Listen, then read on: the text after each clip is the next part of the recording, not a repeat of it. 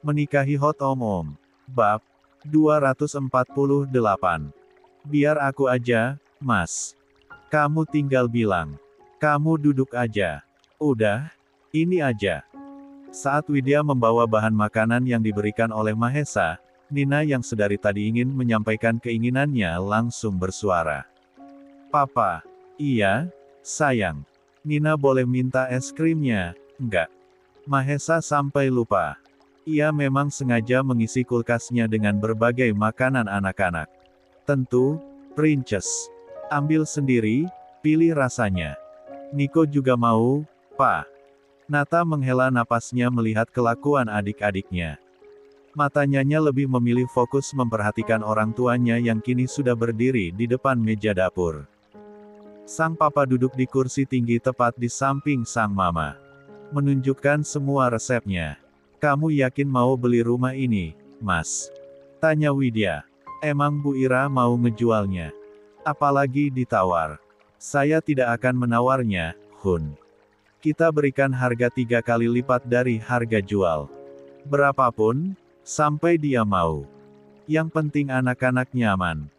Dipanggil dengan cara berbeda membuat mata Widya beralih menatap Mahesa yang tanpa sadar berada begitu dekat dengannya. Tangan lelaki itu bahkan tanpa sungkan menggantung di pinggangnya. Mas. Wanita itu gugup tentu saja. Masih kurang. Mau dipeluk aja. Do you know what's on my mind right now? Tanya Mahesa sambil memeluk Widya dari belakang. It's a forbidden love that feels so right. Widya hanya diam 1000 bahasa. Gigit bibir bawahnya sebab merasakan gelombang yang saat ini sulit ia gambarkan dalam hatinya. Ada bunga-bunga bermekaran di sana. Dan hal itu hanya lelaki ini yang bisa membuatnya bisa merasakan perasaan yang seperti ini. Semua orang yang tahu akan kisah kita, mungkin akan setuju dengan perkataanku tadi. Pada akhirnya perempuan itu menghela napasnya pelan. Gak ada hubungan terlarang yang terasa indah, Mas. Itu hanya sementara. Sisanya adalah kehancuran. My bad, that's a beautiful disaster, ucap Mahesa sambil mencengkeram pinggang Widya. Aku akan menunggu kehancuranmu dengan dia. Jahat banget, ucap Widya. Tangan perempuan itu sibuk mengaduk nasi goreng yang sudah dicampur dengan bumbu dalam wajan. Gimana kalau yang terjadi malah sebaliknya? Maksud kamu berencana ngerebut aku dari dia. But he doesn't plan on letting me go. Apa yang akan kamu lakukan? Menculikmu, mungkin. Widya spontan mengulas senyumnya. Jelas ia tahu bagaimana sepak terjang lelaki ini. Dia bukan lelaki pecundang yang akan menyerah dan melarikan diri begitu saja. Aku pikir kamu malah akan. You know me so well, Buna, ucap lelaki tersebut sambil mendaratkan kecupan ke lengan Widya. Aku akan merebutmu dengan caraku sampai dia ngelepasin kamu. Alasanku cukup kuat. Kecuali kamu sudah mencintainya. Tapi aku tahu kamu tidak akan pernah bisa melakukannya. Kamu terlalu percaya diri, Mas. Need some proof. Tangan lelaki tersebut menyelinap di antara blus yang Widya gunakan dan menyentuh kulit perutnya yang terbuka. Mengusap lembut di sana dan mengeratkan pelukannya. Widya sampai harus menahan napasnya. Bulu kuduknya merinding. Ia sampai memegang spatulanya dengan erat seolah menahan sesuatu. Mas. Ucap Mahesa berat sambil menghidu aroma Widya. You can deny it, you miss me. Cie. Ucap Niko bereforia. Pacaran. Widya langsung tersentak. Ia hendak mengambil jarak dari Mahesa namun lelaki tersebut langsung menahan pinggangnya. Stay here.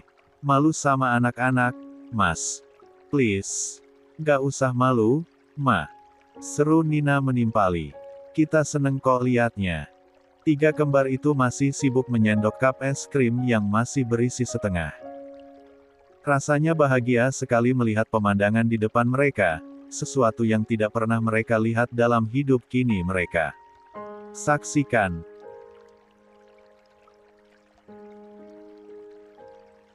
Kita seneng lihat mama sama papa barengan, ucap Nina lagi melanjutkan. Kita harus cepat-cepat pindah ke rumah papa biar bisa kumpul terus.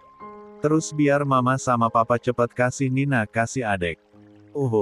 Widya sampai tersedak ludahnya sendiri.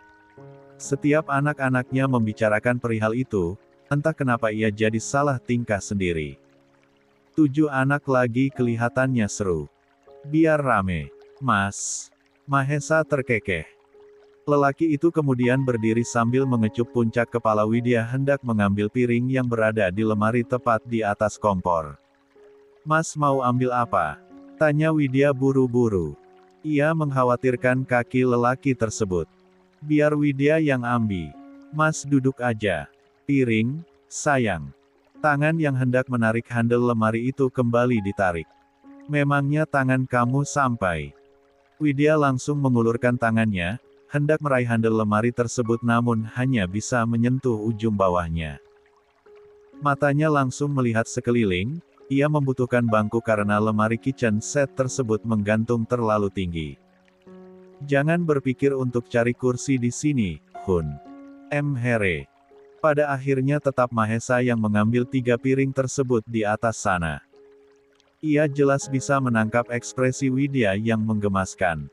Perempuan itu kesal.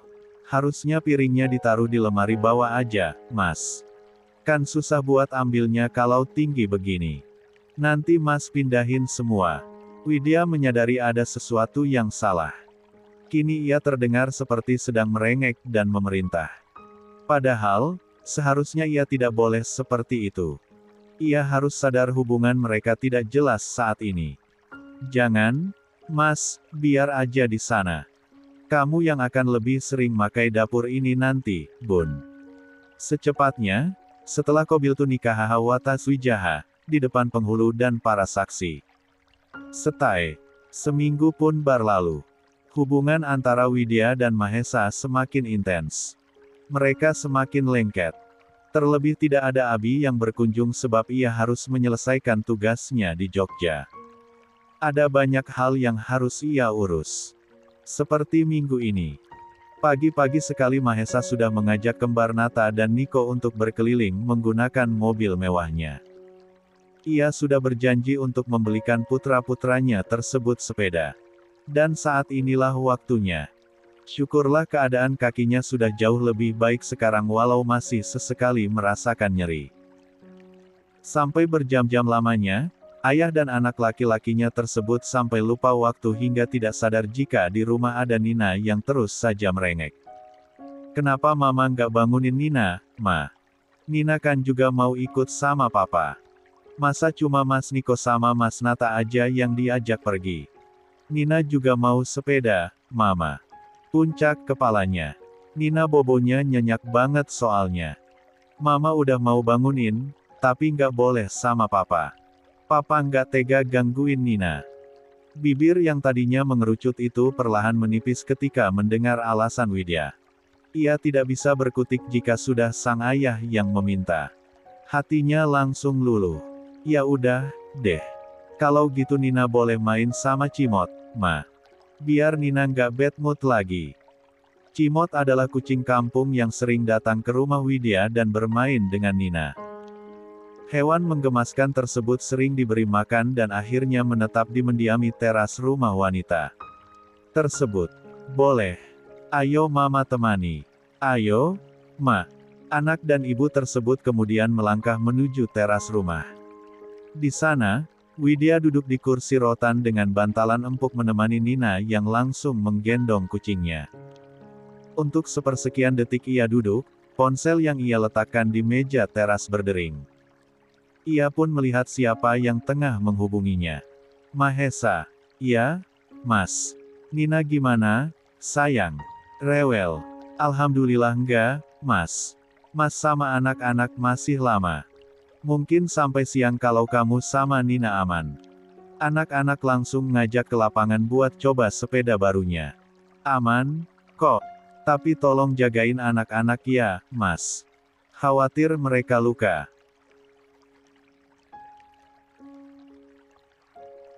Trust me.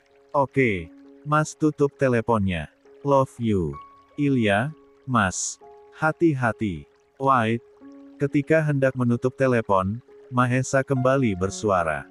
Kamu belum balas, Yang. Apa? Mas. I said I love you. Widya terdiam sejenak. Entah kenapa masih ada perasaan bersalah pada Abi tentang apa yang terjadi saat ini antara dengannya dan Mahesa. Entah apa rencananya ke depan. Ia hanya menikmati waktu. Jelas ia akan mengatakan yang sejujurnya pada tunangannya tersebut. Tapi entah kapan. Iya. Bun. Mahesa tidak merasa puas sebab Widya tidak membalas pernyataan cintanya. Mama. Cimot minta makan, Ma. Suara Nina menginterupsi. Widya menemukan alasan untuk menyudahi telepon. Mas. Aku urus Nina. Dulu. Mas akan tagih di rumah, Bun. Aku tutup teleponnya. Oke. Widya langsung menghampiri Nina. Membawa boks makanan yang ia beli khusus untuk kucing anaknya tersebut. Membiarkan putrinya itu menyiapkannya sendiri. Makasih, Ma. Sama-sama, sayang. Tidak lama berselang, sebuah mobil berhenti tepat di depan rumah Widya. Perempuan tersebut langsung berdiri. Melihat siapa gerangan yang tengah membuka pintu mobil mewah tersebut. Itu jelas bukan mobil mantan suaminya. Bun. Ba Jingga. Widya langsung melangkah ke arah Jingga. Memeluk perempuan tersebut. Nyasar nggak Mbak? Nggak, dong. Tidak lama berselang. Turun dua lelaki beda usia. Jelas pria blasteran dengan lelaki muda yang mirip dengannya. Kenalin, Bun. Ini Mas Bram. Suami Mbak. Oh. Ya. Widya, Mas. Widya yang lebih dulu memperkenalkan diri sebab sadar ia tuan rumah. Ia mengulurkan tangannya lebih dulu. Saya, Bram, suami Jingga. Setelahnya, pada anak laki-laki yang usianya sekitar belasan tahun tersebut. Ini anak sambung Babun. Kalandra. Panggilannya Andra. Andra, Tante. Widya tersenyum. Sejenak memperhatikan Andra. Lelaki tersebut sangat rupawan. Matanya berwarna abu-abu dengan hidung mancung serta rambut kecoklatan. Widya, Andra. Nina yang jiwa penasarannya tinggi jelas menyusul. Mulut ceriwisnya jelas langsung bertanya. Ada tamu ya, Ma? Dan saat itulah, ia melihat anak laki-laki yang ia jumpainya beberapa waktu lalu saat bermain di kahyangan bersama ayah dan ibunya. Ada Mas Bule. Masih ingat Nina enggak? Laki-laki bernama Andra tersebut tertawa kecil. Ia mengulurkan tangannya pada Nina. Apa kabar, anak ingusan? Ish, Nina bukan anak ingusan. Wajah Nina kontan memberengut sebal. Ia tidak suka dengan kalimat yang dilontarkan oleh lawan bicaranya tersebut.